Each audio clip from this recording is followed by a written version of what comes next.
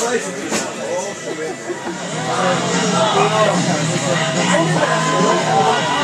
and welcome back to the Back Road to Indy. Here we are with segment 2 tonight with the post-banquet special with the second place finisher in the sprint points, the Bedford Blaster, Brady Short. Folks, let's give him a hand.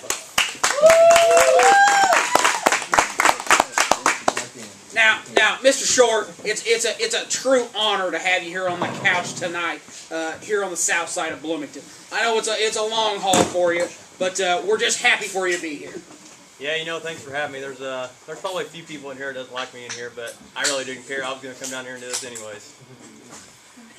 People in here that doesn't like you. I like it. Rowdy likes people getting rowdy, and it's only going to get rowdier as the night goes on. People gets to being honest, you know, late at night. I mean, the honesty comes out. Now, this is the first time on the couch. How did you get started in racing? Where did for Brady Short, the tall, cool one, where did you get your start? Actually, I got my start when I was like 15. I ran a street stock for 1 year, you know, and I thought, well, this is a lot of fun. So we moved up to modifieds, and I ran them for like 4 years, and just kind of learned a lot about, you know, driving those things, how they got a handle in the corners and everything. And we got a sprint car, and I thought, holy shit, this is crazy, you know. It was a lot of fun. My first racetrack was Terre Haute, and that was definitely exciting to be my first race at Terre Haute in a sprint car. So we went there and scared the shit out of myself. So it scares the shit out of Rowdy, I'll tell you that. I mean, just watching. I said it before, sitting down there in turn 1, get mud in your beer. I mean, Rowdy gets rowdy at the Terre Haute Action Track watching sprint cars. Non-wing dirt sprint cars. Now tell us about it. First race at the action track. Yeah, it was definitely a lot of fun. I was actually, the fuel pump went out, so I was thanking God for that because I really didn't want to run that race. It went out, so my next race was Bloomington, and I thought, how the hell you guys pull off 3 tear-offs in one corner? I couldn't figure that out either. So it took me a little bit to get used to it, you know, but here we are now running them, you know, all the time, and it's a lot of fun to run against everybody around here. Yes. I mean, good times. Good times are had by all here on the local bull rings. So you started out with the fenders on. Went to the modifieds. What kind of success did you have there in the modifieds? I know you ran Bloomington for points and whatnot, but tell the fans about it. They'd really like to know. Yeah, you know, we had a lot of good success in the modifieds. We ended up running the national points there in 04, and we ended up 11th in the nation and 2nd in the state, you know. So it was pretty cool to run, you know, a bunch of races, you know, like that. You got to run 50 or 60 races around it. I think our worst finish was like 4th or whatever in the points, so it was kind of a cool deal, you know, but it was time to move on and try something else. I still run the Modify every now and then, you know, throughout the summer if I get a chance, and it's a lot of fun to drive. It looks like it's a lot of fun to drive. So then you made the big jump. To the fire-breathing 900-horse sprint cars there at the Bloomington Speedway. Now, when you made that jump, did you think you're going to have instant success? Was there some confidence there, or what was your initial thoughts about non-wing dirt sprint car racing? No, I didn't think I was going to have this much success, you know, and who the hell's got 900 horse? Mine only got 700. I want to myself. Randy Kinzer's back there talking smack. He's a famed engine builder for Steve Kinzer Racing back there. I mean, he's pumping 900 out the door routinely. All of it nitro. Routinely. But anyways, 700, 900, let's hear about it. How was it as far as, you know, cutting your teeth there in the sprint car ranks?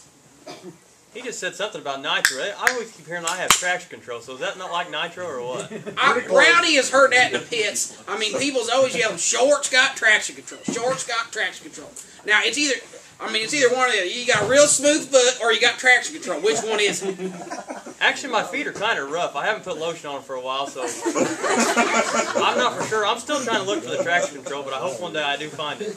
No, just, you know, all seriousness, you know, it was a lot tough, you know, coming into sprint cars, running these things, you know, and trying to learn not to tear them up like Bland does, you know. I mean, that was you know, I didn't want to learn that way because that's a lot of headaches and a lot of torn up shit, and that'll make you go back to modify racing for sure. Now that you mentioned it, now that you brought it up, Rowdy Rod wasn't going to touch the subject. Rowdy Rod was just going to let it go. Water under the bridge. But now, Jeff Bland was on roughly a month ago, and he has since went back to modified racing due to your relationship with an upcoming guest, Jordan Kinzer. You declared yourself and Jordan shake and bake. Bland was so hurt by this that he has changed series. He has went back to the modified. I mean, how do you feel about ruining a man's career? I mean, I realize you guys were close, and I mean, it's a personal hurt for him, I believe, more than a professional. It really hurt his heart. Now tell us about it. How do you feel about it? Well, if you've seen Jordan's lips, they're a lot better than Bland's are. So it was a choice I had to make. Now that we got that out of the way, I mean, that was a rough subject. I mean, Rowdy didn't even want to bring it up.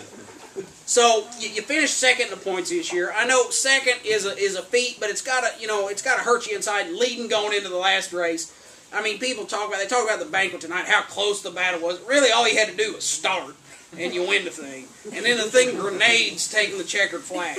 I mean, they really tried to talk up the whole how close it was. I mean, really, if the thing starts when you flip the switch, you're the champion this year. I mean, walk us through that. What was going through your head? What happened there? Yeah, we actually was running the valves the day before, and I noticed one of the rods was broke. So I took the car down to my motor guy, and he said, "Man, you're going to get one more race out of this motor." I said, "Okay." So he wasn't lying. I got 10 laps. He got one more heat race, but we just didn't get what I wanted. But really, all in all, the whole summer I kind of struggled compared to what I did last year. We tried different stuff. I tried running that dry bar early in the summer, and I don't know what the hell I was thinking there, because I didn't need it the year before. So why was I trying something new? I don't know, but we'll see what we can do next year, and maybe we can go out and try to win a few more. I know the pits. I was down there in the 7 pits a lot this summer. Helping out there on the 7 car. And I know anytime you rolled in with the dry bar on, everybody was excited. Everybody's like, keep working on that thing, Don. Just keep working on it. Because, I mean, you guys were so good, there in 09. Everybody in the pits was just hoping you just keep tuning. Sometimes, keep it simple, the KISS method, keep it simple, stupid. If it ain't broke, don't fix it. Is that kind of what you went back to later in the year? Yeah, that's what we did end up going back to. I finally just said, we got to take this shit off because it ain't working, here. So, I don't know what we was thinking even putting it on, to be honest with you, but we wanted... I concur.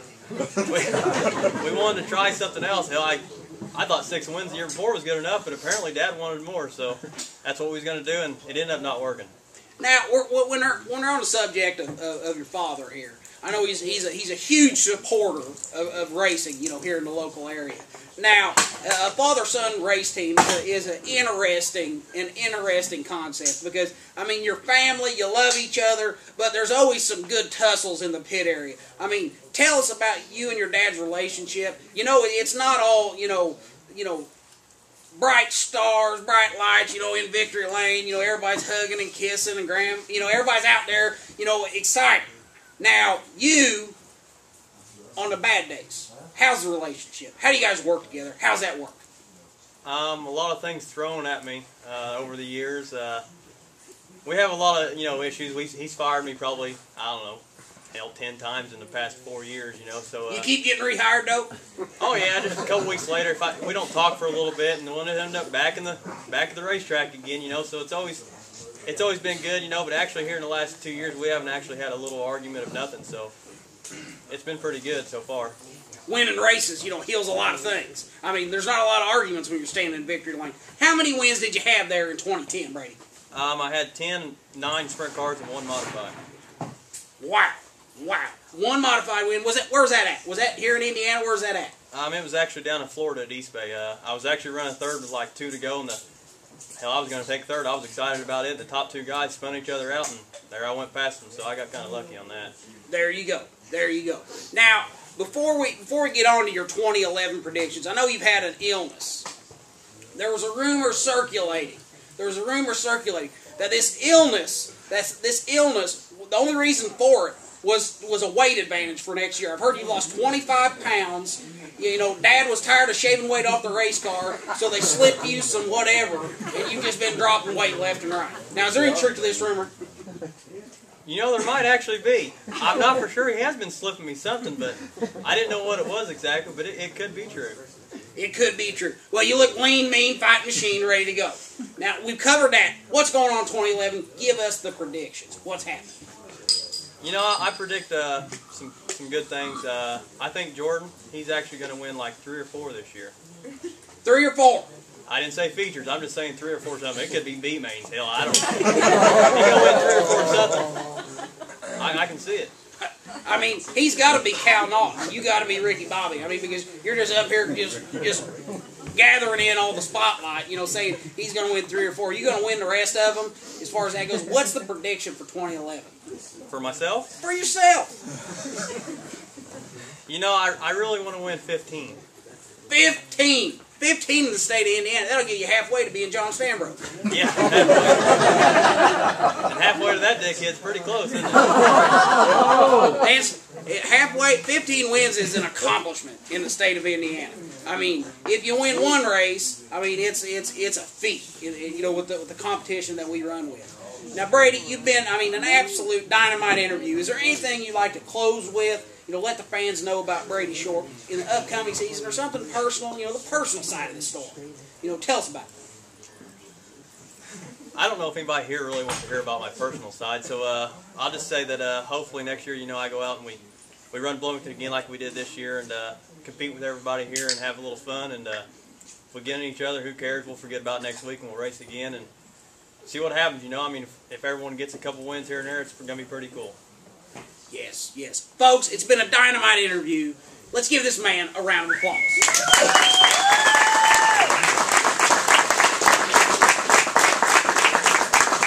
Before we go, folks, someone just stepped in. Dickie Gaines, the champion, just stepped into the show. The Bloomington Speedway champion. He just walked in. We have Dickie Gaines, Randy Kinzer coming up in the next segment. I don't know what to say about it. Until next time, this is Rowdy, Rod Richardson, Back Row Dandy, signing off.